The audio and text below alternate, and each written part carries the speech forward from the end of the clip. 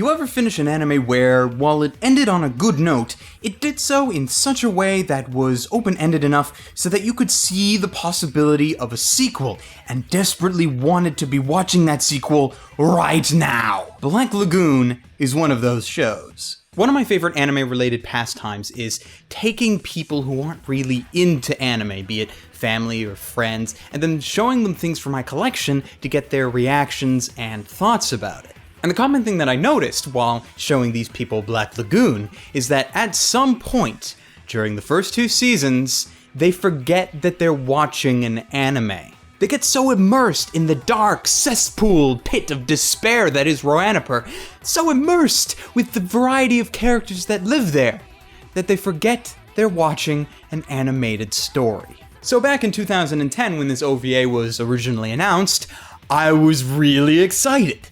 Not just for me, but for them. But my excitement was muted, mainly for the fact that one of the reasons why this immersion was so successful is because it was in English. So I waited for the year it took for the show to air in Japan, and I waited for it to get licensed, and finally, I waited the 2 years it took Funimation to actually dub it and release it. But no more waiting, the waiting's done. Ladies, gentlemen, and others, my name is Arcada, and welcome to Glass Reflection. Today, Black Lagoon's OVA, Roberta's Blood Trail. Let's jam.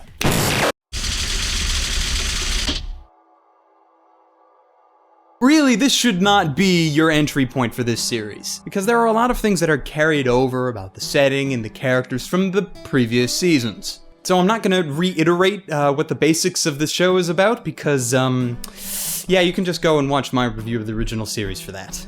The story of this OVA does not begin in the wretched hive of scum and villainy that is Roanapur, but rather in Venezuela, where the head of the Lovelace household is killed in an explosion at a political rally by an American Black Ops team. What this team did not seem to realize is that the Lovelace family has on their payroll a particular maid who owes a lot to the man they just assassinated. She owes them so much, in fact, that she, I don't know, might be willing to hunt them down and brutally slaughter them with a family-owned flintlock rifle while wearing her maid outfit. And if you don't realize how threatening and scary that concept is, then you obviously do not know who Roberta is. Now I know. That maid is a killer robot from the future. The only difference is that we don't have Schwarzenegger here.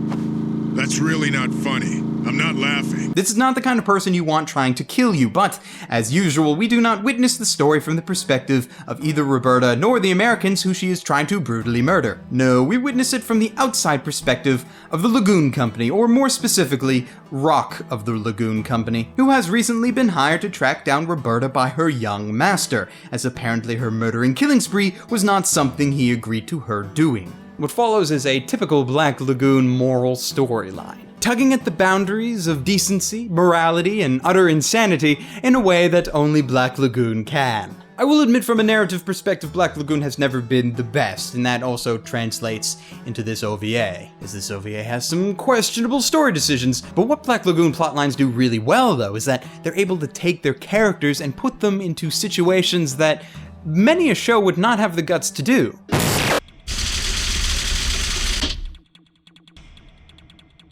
On the character side of things, there have been little changes to the cast. Like, there are a few extra characters here and there because this is a new story arc, but changes? Not much. Revy is still her overactive, twitchy self. Dutch and Benny are still trying to not rock the boat in both the figurative and literal sense. And Bella Lanka is still the same crazy Russian she's always been. Really, the two biggest changes in terms of character development in this OVA are for Rock and Roberta herself. Rock has always been in a sort of transitional phase between the white-collar life of a traditional Japanese businessman and the life of an underworld resident of Roanapur. Almost every major story arc has him falling deeper and deeper into moral despair with each passing episode. In this OVA, he's moved beyond a simple spectator and instead becomes more of a mastermind, weighing options and playing out the probable moves of every player in the city so that he can reach the logical conclusion of what is going to occur. No longer an innocent bystander, the new Rock acts more like a Lelouch or Light type character than he used to, which is an interesting change, even if it seems rather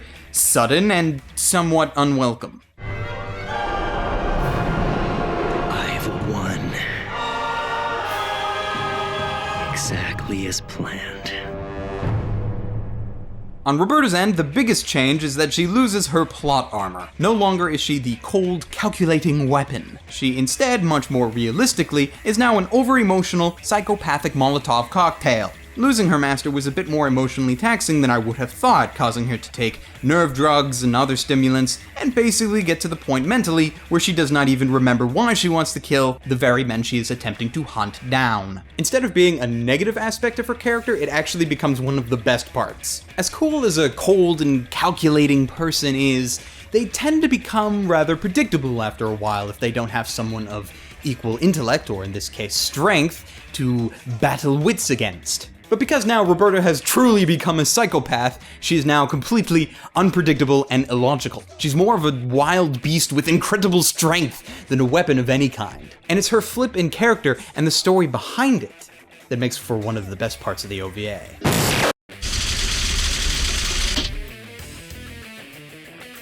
Madhouse is one of those studios where I really don't have to say too much because their reputation kinda speaks for itself. In other words, this OVA looks amazing. Hell, the original series still looks amazing now, even though it was made back in what, 2006? The quality for the most part hasn't really improved to a noticeable extent from the series, but I like it better that way. It's more uniform and the style remains the same, so it really is like no time has passed since the last season. But the big thing that I like about Black Lagoon, and all of Black Lagoon, not just this OVA, is the atmosphere. It just has this ability to be visibly dark, even with the almost permanent sunset in place at all times. And even when the sunset is not there really is this way of making the city look dangerous. And more than that, it makes it look like it's a real place if you're one to be quick to immerse yourself in worlds such as this. It's an ability that I wish more shows had.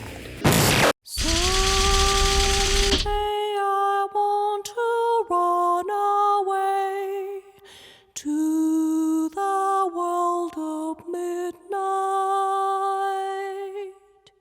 As this OVA is more or less a direct sequel to the previous seasons, the soundtrack is one of those things where they seem to skim the budget a bit. Majority of the soundtrack is just tracks from the original series that end up getting reused. There are like, what, only 9 new songs? That's including the remixed opening as well. Not that this is a bad thing, as the soundtrack for the original was indeed rather good. It's just that because I like the original so much, I was kinda hoping for more. Yeah, I'm greedy for good music, what can I say? I think the only real problem I had music-wise was that they replaced the ending song, which normally would not be a problem at all.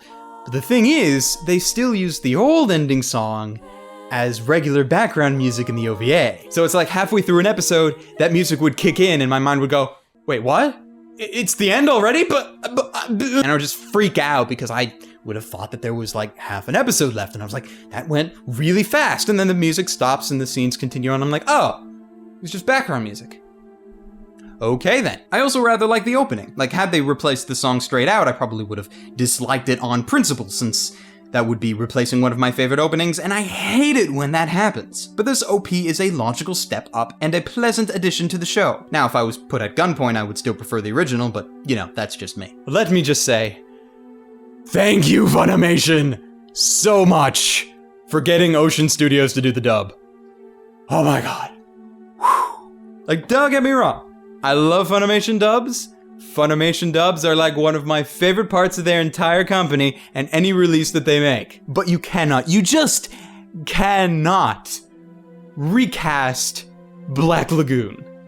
Okay? It's just one of those dubs you just can't. They have in the past, like look at the Trigun movie. The only person they brought back from the original Trigun was Johnny Young Bosch. At least I'm pretty sure he was the only one. But like if they recast Black Lagoon,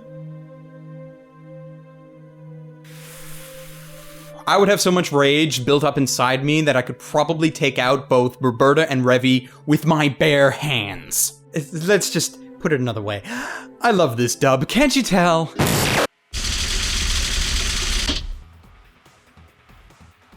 Roberta's blood trail is great because it makes it feel like the show never ended.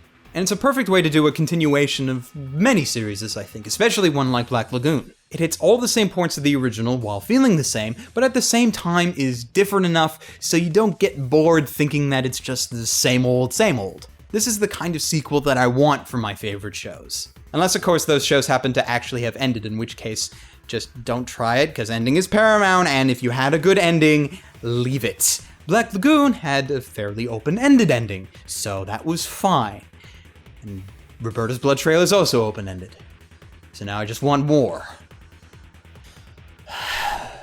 The OVA's flaws are few, but noticeable. Some of the plot conveniences in the story seem a little too forced to be realistic, and some of the character decisions and motivations seem rather different than what I would have thought they would have been from the original seasons. This is mainly in the case for Rock, but also for some secondary characters as well. And I can't call Roberta's descent into madness a detriment, although I've seen some people refer to it as such, because I found her roller coaster ride of insanity to be one of the best, if not the best, part of this OVA.